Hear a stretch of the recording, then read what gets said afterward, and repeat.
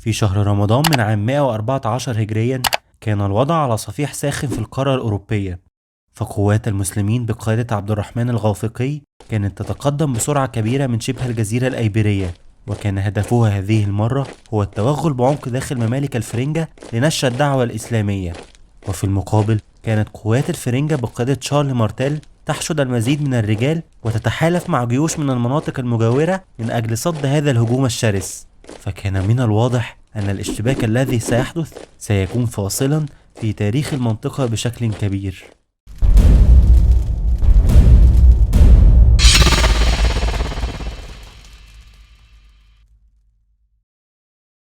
كانت الخلافة الأموية منذ عهد الخليفة الأول لها معاوية بن أبي سفيان تتطلع إلى التوغل في القارة الأوروبية لنشر العقيدة الإسلامية بها ودعوة أهلها إلى عبادة الله الواحد الأحد، وكان ذلك استكمالا للنهج الاستراتيجية الإسلامية التي اتبعها ثالث الخلفاء الراشدين عثمان بن عفان رضي الله عنه، والذي اهتم بنشر الدعوة خارج حدود الشام وشبه الجزيرة العربية وإلى مختلف البقاع.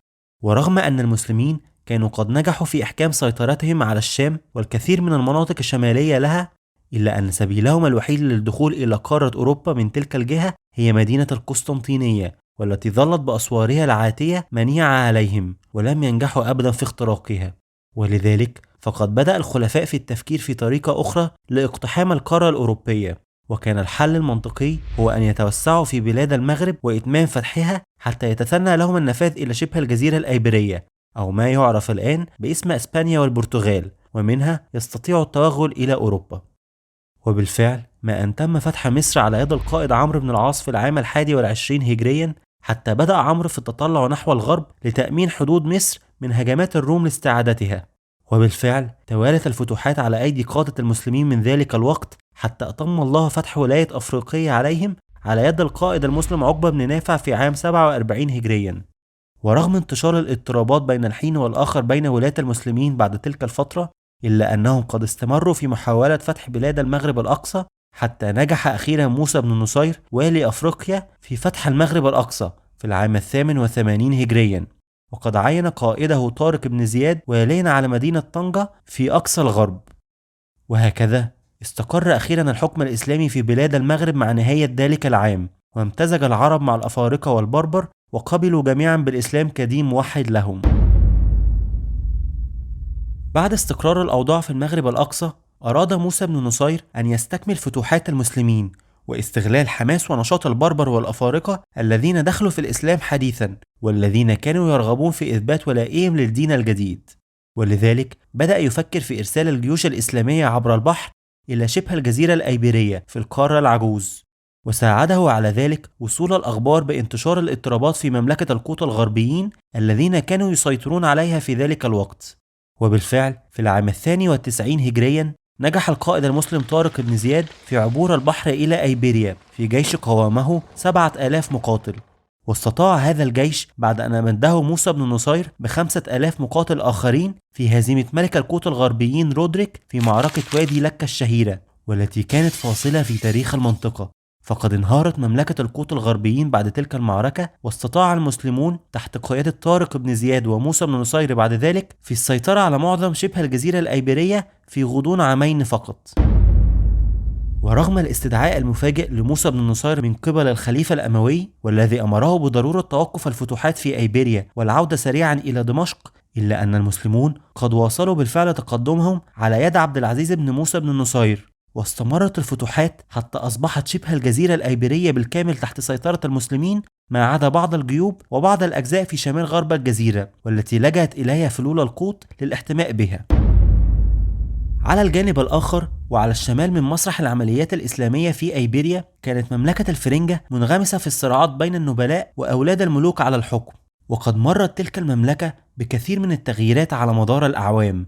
فقد تم تقسيمها إلى 3 مناطق رئيسية، هي منطقة أستراسيا ومنطقة نوستريا ومنطقة بورغاندي.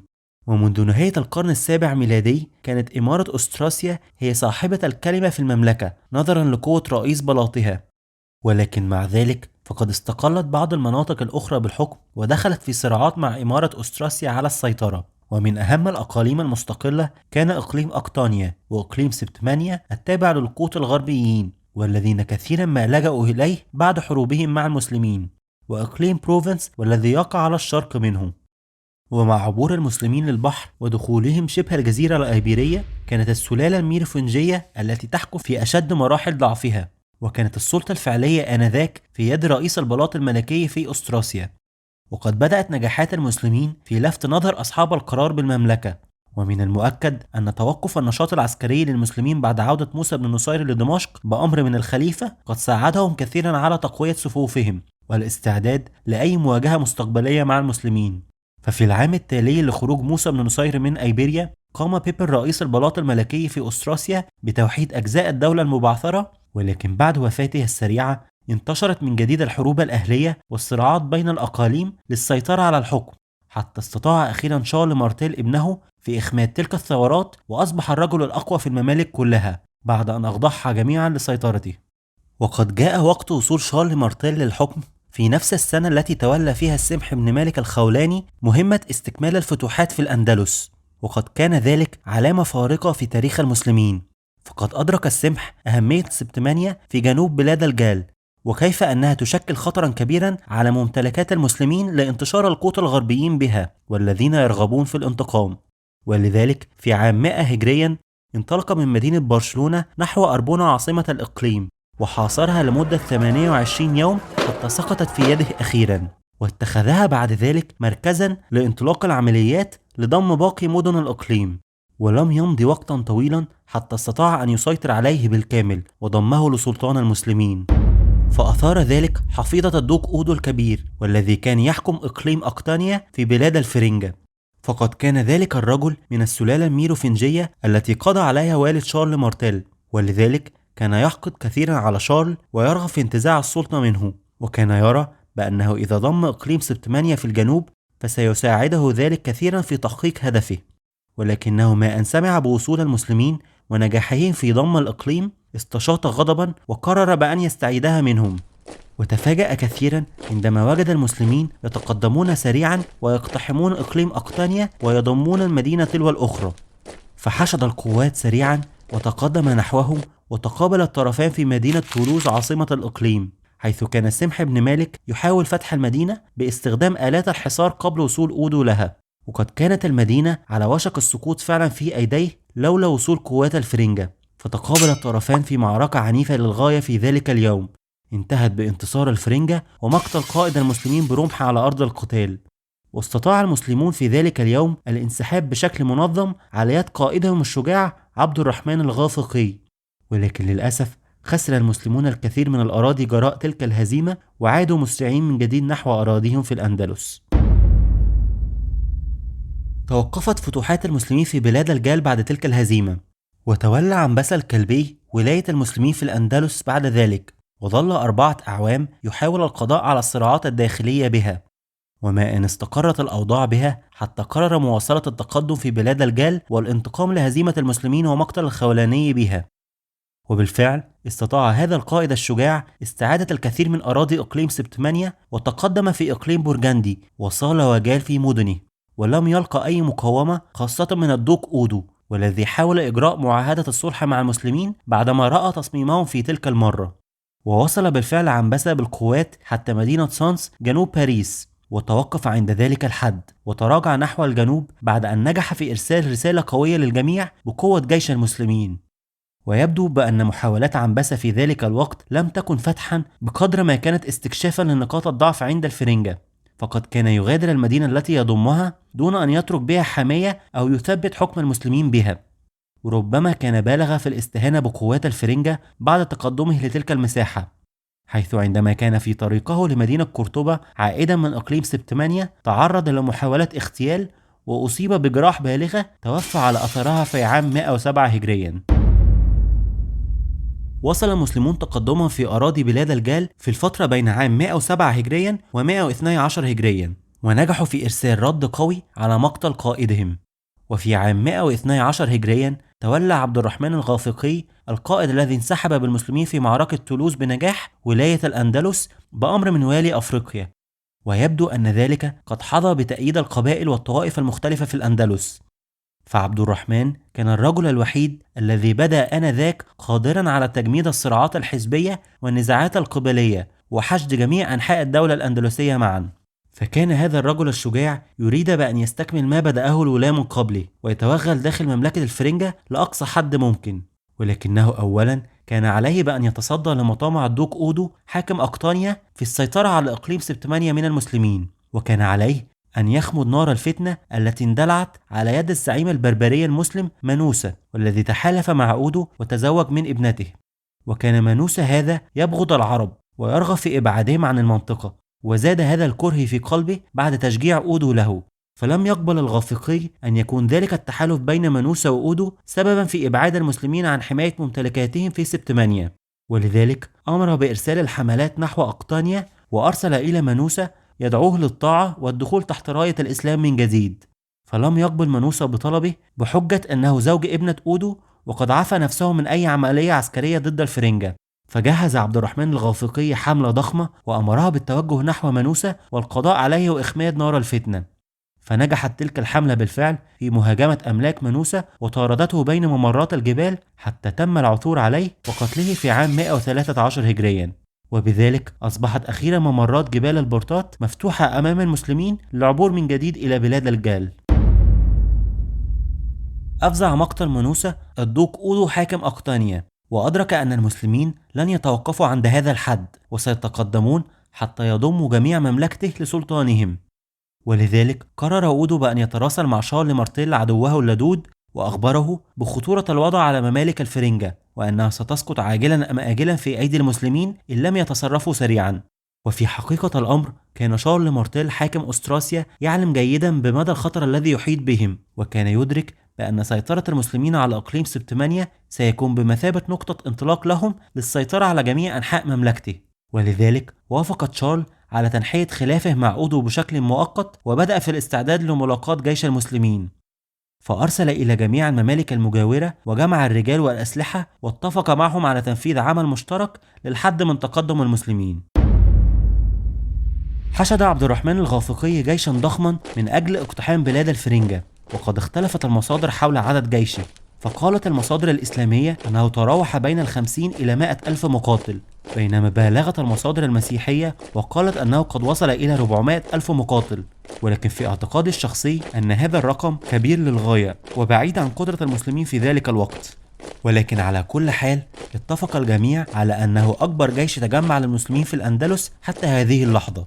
وصار عبد الرحمن نحو الشمال وعمل على تقوية الجزء الشمالي من حدود بلاد الأندلس، وعزز الحاميات بها بالجند حتى يمنع الدوق أودو من محاولة الهجوم على إقليم سبتمانيا كرد عليهم. وقد زحف عبد الرحمن الغافقي نحو مدينة أرل أولا واستولى عليها بعد معركة عنيفة مع قوات الدوق أودو، ثم ما أن اطمأن على استقرار الأوضاع حتى عاد إلى مدينة بمبلونة وصار منها متجها نحو إقليم أقطانيا. كانت مقاطعة أقطانيا واسعة وتمتد من جبال البرتات جنوبا إلى حدود نهر اللوار شمالا، ومن نهر الألبييه الصغير شرقا إلى خليج بسكايا غربا، وكانت تعد أعظم مقاطعات الجال بعد المملكة الإفرنجية التي كانت على حدودها الشمالية مباشرة. وقد صار عبد الرحمن الغافقي نحو مدينة بوردو واستولى عليها بسهولة، واستمر عبد الرحمن في اكتساح إقليم أقطانيا مدينة تلو الأخرى حتى عبر نهر الجارون، حيث كان ينتظرهم الدوق أودو بقوات كبيرة عند ضفاف نهر دردوني. ودارت هناك معركة طاحنة عرفت باسم معركة بوردو، انتصر فيها القائد المسلم على الدوق أودو والذي تكبد خسائر فادحة، واستطاع بالكاد الفرار بحياته وتوجه نحو الشمال سريعا لطلب النجدة. ومع فراره من المكان أصبحت البلاد لقمة سائغة في أيدي المسلمين، فاندفعوا يفتتحون المدينة تلو الأخرى دون أي مقاومة تذكر. ونجح عبد الرحمن الغافقي في فتح مدينة بواتيه بعد صراع عنيف، ويبدو أن قوات المسلمين قد اطمأنت للقضاء على المقاومة في تلك الأماكن، فتم تقسيم الجيش إلى عدة سرايا انطلقت كل منها في اتجاهات مختلفة. فتوجهت بعض السرايا نحو إقليم بورجاندي وضمت بعض المدن به، وانعطفت بعد ذلك نحو الغرب حيث ضمت مدينة تور على ضفاف نهر اللوار. وكل ذلك بينما كان الجزء الرئيسي للجيش يتقدم ببطء من مدينة بواتيه نحو مدينة تور، حيث كان محملا بالأسلحة والغنائم من المدن التي افتتحها وحصاد المحاصيل من أجل غذاء الجيش. وفي خلال تلك الأحداث كان الدوق أودو قد وصل إلى تشارل مارتيل حاكم الفرنجة عدوه وطلب منه المساعدة سريعا، فقوات المسلمين كانت تتقدم سريعا وتضم كافة المدن في طريقها وسرعان ما ستصل إليه. فاستجاب له تشارل حيث كان يدرك جيدا بأنه سيشترك عاجلا أم آجلا في ذلك الصراع، فوعد الدوق أودو بالمساعدة ولكن بشرط أن يخضع خضوعا تاما للفرنجة. فوافق الدوق أودو على ذلك الأمر وبدأوا معا في الاستعداد للمسير نحو المسلمين. أدرك تشارل مارتيل بأنه إن أراد التفوق على جيش المسلمين فلا بد عليه بأن يشل حركة الفرسان أكبر نقاط القوة في صفوفهم، ولذلك كان مصمما بأن يفاجئ جيش المسلمين في مكان لا يتوقعونه. فأسرع في المسير بعد أن حشد جيشه واتخذ طرق الجبال الغير مألوفة بدلا من أن يأخذ الطريق الروماني القديم. وبالفعل وصل إلى مكان عالي مليء ومحاط بالتلال والأشجار، حيث يستطيع بكل سهولة بأن يخفي قواته عن أعين جيش المسلمين. وكان ذلك المكان يقع في الطريق الذي يصل بين مدينة طور ومدينة بواتيه. وبالفعل ما هي إلا ساعات قليلة حتى تفاجأت الكتائب الأولى من جيش المسلمين بوجود قوة تنتظرهم في ذلك المكان، وسرعان ما نظم تشارل قواته من المشاة على هيئة مربعات كثيفة من الجنود، وانتظر في مكانه على أمل هجوم المسلمين عليه أولا. وعلى الجانب الآخر فضلت قوات المسلمين انتظار وصول الجزء الرئيسي من الجيش قبل أن يهجموا بكامل قواتهم عليهم. فظل الطرفان في وضع الاستعداد وكل معسكر كان في غاية الترقب والحذر. تكون جيش تشارل مارتيل من الجال والقبائل الجرمانية التي أخضعها في وقت سابق مع بعض المرتزقة، وقد اختلفت المصادر حول عدد جيشه، ولكن أغلب التقديرات أنه كان بين 25 إلى 30 ألف جندي. وكان الجيش يتكون بالكامل من المشاة، حيث لم يكن السرج منتشرا في تلك الفترة في القارة العجوز، ولم يكن عنصر الفرسان حاضرا بكثافة في تكوين الجيوش. ولكن بالرغم من ذلك فقد كان المشاة في صفوف جيشه على قدر عالي من التدريب والتجانس والولاء لتشارل بحكم معاصرتهم له خلال حملاته لإخضاع الشمال الأوروبي في السنوات السابقة. كما أنه عندما أراد أن يتجهز للحملة أسرع بطلب قرض من البابا المسيحي وأقنعه بخطورة الوضع وضرورة الاستعداد جيدا للقاء المسلمين، واستخدم الأموال في إحضار العديد من المرتزقة، وتم تجهيز الجيش بالكامل بالأسلحة والدروع الثقيلة، فأصبح لديه جيش نظامي قوي بعكس المعتاد في تلك الفترة في العصور المظلمة بأوروبا. أما على الجانب الآخر فقد اختلفت المصادر بشدة حول عدد الجيش الإسلامي، فبعض المصادر ترى بأن الجيش الإسلامي كان أضخم بكثير من جيش الفرنجة وتقول بأنه وصل إلى 400 ألف مقاتل، بينما تعارضها بعض المصادر الأوروبية والإسلامية الأخرى وتقول بأنه كان بين 50 إلى 80 ألف. ولكن حسب مخطوطة عام 754 ميلاديا، وهي أقدم المصادر التي تحدثت عن المعركة والتي وجدت في الأندلس، فقد خالفت تلك المصادر جميعا، وأشارت بأن أعداد الجيش الفرنجي كان أكبر من جيش المسلمين. وهذا يؤكد كلام المصادر الأخرى التي أشارت بأن عبد الرحمن لم يكن ينوي التقدم بعد مدينة طور بعد أن تبقى له ما يقرب من 30 ألف جندي فقط من الذي بدأ بهم الحملة. فقد وزع الجنود على الحاميات في المدن التي افتتحها، وخسر البعض الآخر خلال تلك المناوشات والمعارك.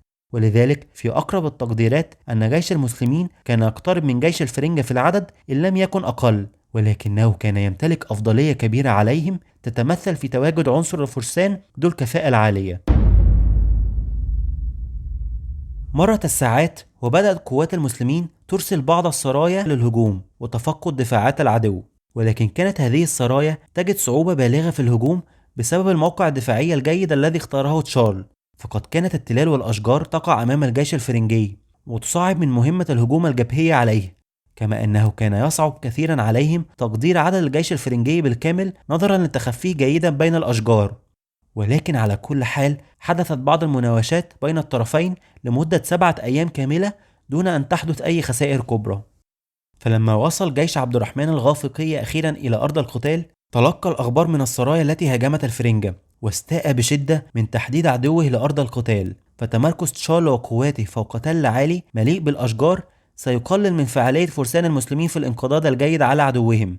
ولكن بالرغم من عدم قدرة المسلمين على تحديد العدد الفعلي لجيش تشارل، إلا أنه كان واثقا من قدرة الفرسان على التعامل مع جيشهم وتحقيق الانتصار مهما كان الوضع، ولذلك أصدر الأوامر سريعا بالتحرك نحوهم لملاقاتهم. اصطف الجيشان أمام بعضهما البعض، وظل الجميع في ترقب للحظة الانطلاق، والتي سرعان ما جاءت. فبعد بضعة لحظات أطلق عبد الرحمن صيحة القتال، واندفع فرسان المسلمين في سرعة كبيرة نحو أعدائهم. وفي نفس اللحظة صاح تشارل، وأمر الجنود بالحفاظ على تماسكهم في وضعية الدفاع والاحتفاظ بالتشكيل المربع لهم. وما أن اقترب الفرسان منهم حتى أصدر تشارل الأوامر، وقام الجنود برفع الرماح في الصف الأول، فاخترقت تلك الرماح أجساد الخيول، وسقط العديد من الفرسان على الأرض حيث تناولتهم سيوف العدو. واستطاع تشارل بتلك الخطة بأن يمتص اندفاع فرسان المسلمين، ومع ذلك استمر اندفاع الفرسان جماعة تلو الأخرى على الصفوف، وذلك بالرغم من صعوبة الحركة على التلال ووسط الأشجار.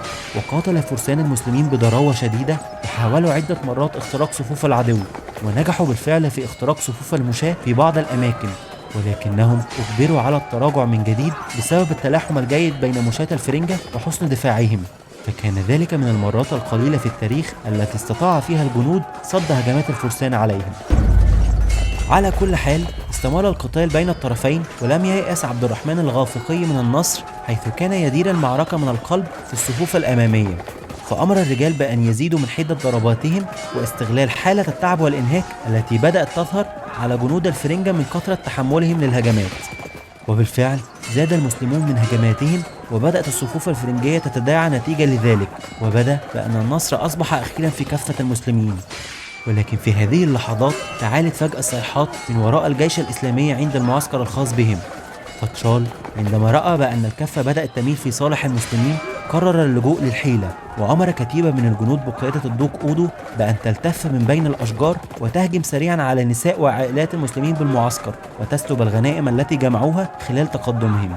وبالفعل وصلت قوات الدوق أودو بنجاح إلى معسكر المسلمين، وبدأت في سلب ونهب كل ما تقع أيديها عليه. ففزع رجال المسلمين وخشوا على نسائهم وأطفالهم والغنائم التي جمعوها، واندفع جزء كبير من الجيش إلى الخلف في محاولة لصد هذا الهجوم الشرس على المعسكر. فتحقق ما أراده تشارل مارتيل، وانتشر الهرج والمرق وسط صفوف الجيش الإسلامي. وحاول عبد الرحمن الغافقي أن يصيح في الرجال ويمنعهم من التخلي عن موقعهم بعد أن اقتربوا من النصر، ولكن كان الأوان قد فات، وانكشف القلب في جيش المسلمين، وأصبح في مرمى رماة الفرنجة. وفي هذه اللحظة صاح تشارل سريعا في رماة الأسهم، وأمرهم بتوجيه السهام نحو قائد جيش المسلمين. فانطلقت السهام بغزارة نحو عبد الرحمن، وأصابه سهمي في صدره حيث وقع صريعا في الحال. ومع سقوطه تعالت أصوات جيش الفرنجة، وانتشر الفزع وسط الجيش الإسلامي، وبدأت قوات الفرنجة تسدد الضربات تلو الأخرى وتزيد من هجومها، وسقط العديد من الشهداء جراء ذلك الهجوم. ولكن بالرغم من اختلال الأوضاع استطاعت بقية جيش المسلمين أن تتماسك جيدا، وحاربت بشجاعة كبيرة، واستمر الجميع في تبادل الضربات حتى حل الليل على المكان. فتوقف كل جيش عن القتال، وعاد كل فريق إلى معسكره معلنا انتهاء القتال في ذلك اليوم.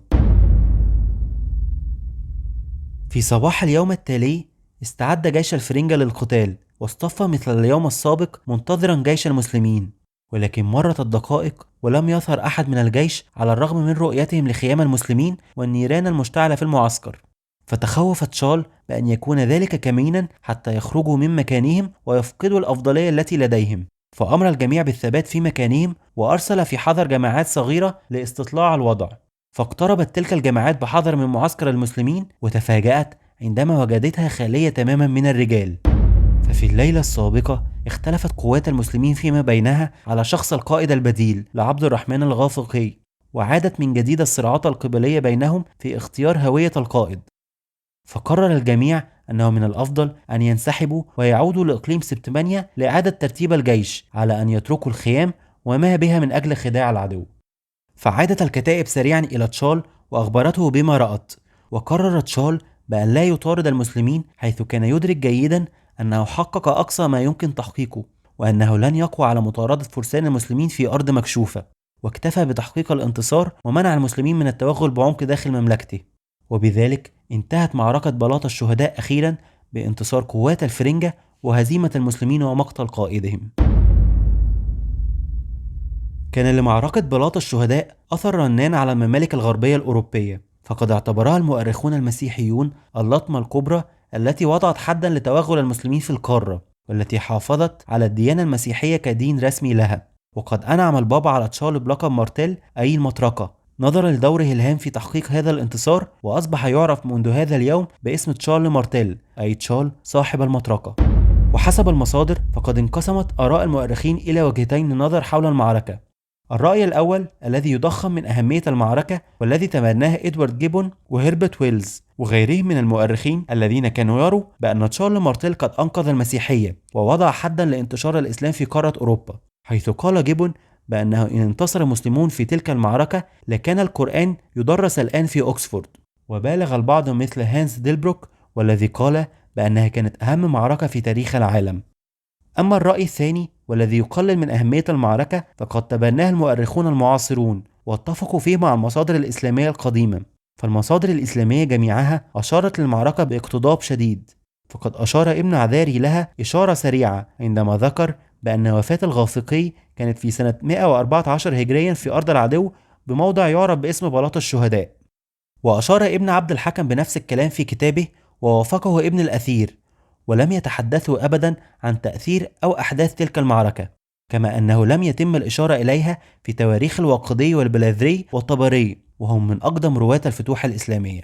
ولذلك فقد قال برنارد لويس أنها كانت معركة غير هامة نظرا لعدم ذكر المؤرخين المسلمين عنها شيئا، وأكد على ذلك جوستاف برونيوم والذي قال بأن تلك المعركة على الرغم من أهميتها في أوروبا إلا أنها بالنسبة للمسلمين غير هامة ولم يروا لها تأثيرا كبيرا في ذلك الوقت. ويقول أخيرا توماس ماستنك بأن المؤرخون قد بالغوا ونسجوا أسطورة حول هذا الانتصار والذي صور تشارلز بمنقذ المسيحية، ولكنها لم تتعد كونها غزوة بسيطة في نظر المسلمين لا تؤثر في شيء.